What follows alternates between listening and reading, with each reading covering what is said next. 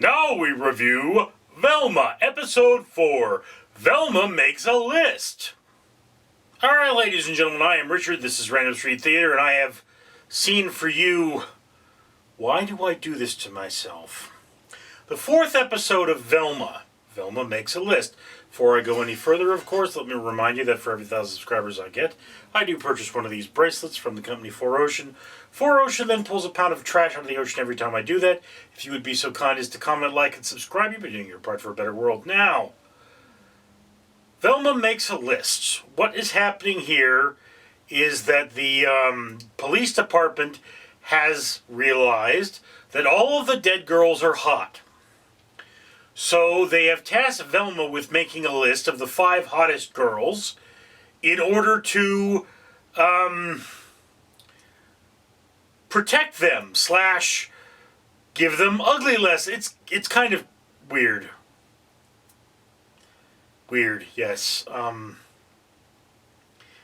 The episode really doesn't have a lot of strength to it, but Velma winds up getting Fred to make the list because he's exonerated after they find another dead body. And Daphne gets a geode thrown through her window, which Norval explains to her comes from the crystal caves nearby. So this is a clue to what happened where Daphne comes from. Okay. So yeah.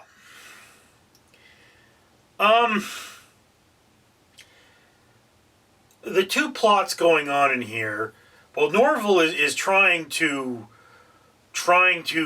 get himself some of that Velma, and he's going, Velma likes Daphne. How do I be like Daphne? Which, I mean, Norval, Daphne's hot. Most people want Daphne.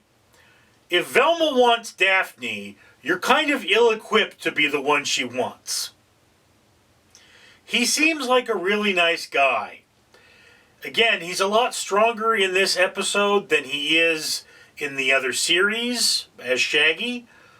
Norval is a super intelligent, cowardly, but assertive character. He's a very strong person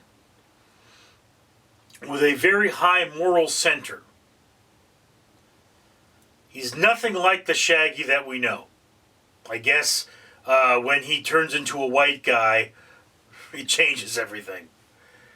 It's weird. I mean, you know, I like the character as a person. I would want to hang out with that dude. It's just very different from previous interpretations, which, that's what, I mean, Velma is of Indian descent in this particular iteration, and that's strange as well.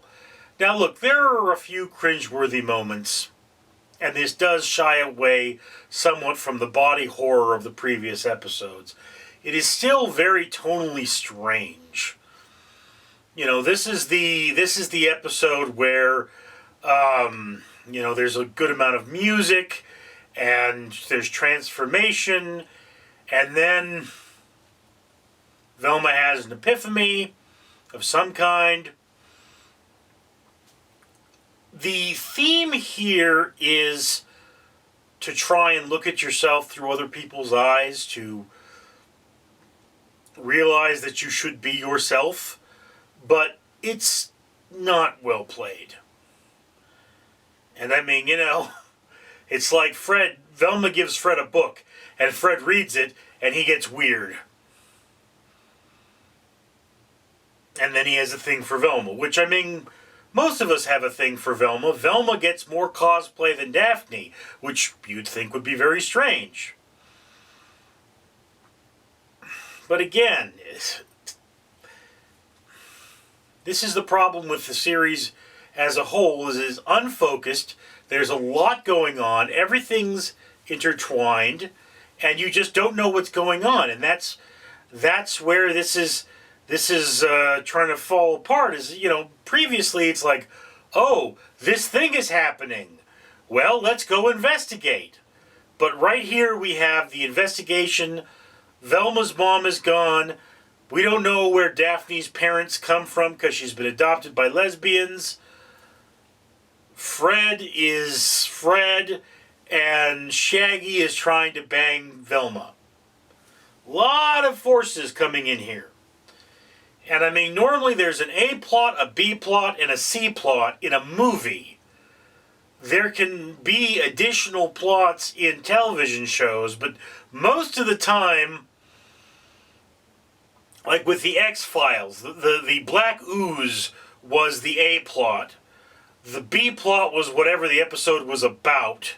And then the C plot might be within the episode. Or maybe the B plot was Mulder looking for his sister. But that had something to do with the Black Ooze, you know? So yes, it's really hard to follow Velma. And again, whereas this is better than a few other episodes, there was at least one point where it was so cringeworthy I had to turn it off, take a walk, and then come back to it. So there you have it. Velma. Still not great. Hi folks, it's me, Barry again. That's right, the strawberry poison dart frog adopted by Random Street Theater from the World Wildlife Fund. And I'm here to remind you that for every 1,000 subscribers, this channel buys one of these necklaces I have on, which are bracelets for humans. That's from the company 4Ocean.